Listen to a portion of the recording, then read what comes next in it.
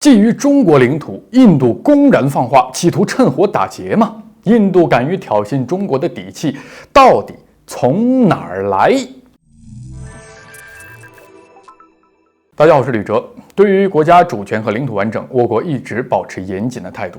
对于任何觊觎或者想搞破坏的对象，中国从不手软。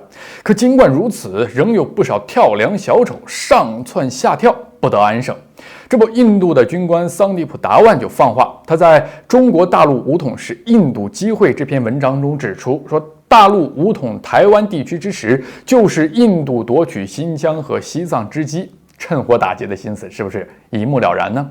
那么这个桑迪普·达万，他的信心源自于哪里呢？印度的人口数量虽然和中国不分伯仲啊，好像马上就要超过中国了，但是呢，论经济、军事、科技、文化这些方面，两者可不是一个档次的啊！印度想虎口夺食，无异于痴人说梦。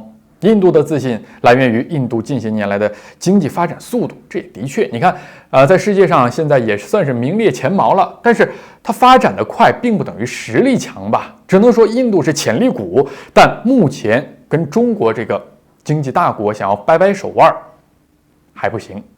就拿2020年全球受到疫情影响那一年来说，即便中国当时受疫情打击最大，但那年的国内生产总值，也就是 GDP 啊，也达到了14.7万亿美元，而印度那一年的 GDP 只达到了2.66万亿美元，连中国的零头都够不上。光从这一数值就能够反映出两国经济实力的差距。应该说啊，桑迪普·达万他之所以敢放出这样的豪言，要抢夺中国的新疆和西藏地区，最主要的信心来源还是对印度军事实力的盲目自信。毕竟，如果印度真的想占领我国领土，中国必定会反击。两国交战，胜败最终还得靠军事实力说话嘛。那么，中印两军方面的军事实力对比又是怎样呢？有一个军事网站叫全球火力，根据各项数据综合对比说公布了2023年各国军力排行。毫无疑问，美国拿下了状元，那第二就是俄罗斯，第三则被中国收入囊中。军事三大巨头实至名归。至于自信心爆棚的印度呢，排在第4位，紧随中国之后。或许这是印度敢觊觎中国领土的底气所在。然而名次虽然只相差1名，但是我们还要看具体的数据。你看比如说美国、俄罗斯、中国的这个火力指数分别是0.0712、0.0714、0.0722，这个火力值越趋近于0，就说明军事实力越强。而印度的这个火力指数是多少？0.1025，相较于前3名的差距不是一般的大。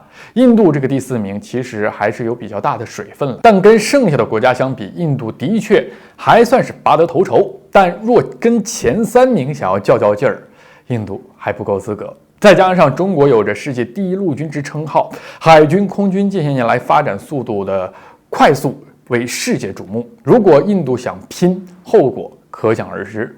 无论是东风导弹，我们的福建舰，还是歼20战斗机，都够印度喝一壶的了。印度自以为军力不弱，打算趁中国将重心和火力放在台湾岛的时候，趁火打劫，侵占新疆和西藏两地。殊不知它已经是进入了自以为是的误区。即便中国真的走到了武统台湾岛的那一步，大陆无论在人口、兵力还是军事装备方面都占据绝对优势。此时，印度假如想要趁火打劫，中国未必没有多余的精力来对付你印度这种盲目自信的认知，只会给世界徒增笑料罢了。好，今天吕哲观察就是这样，下期再见。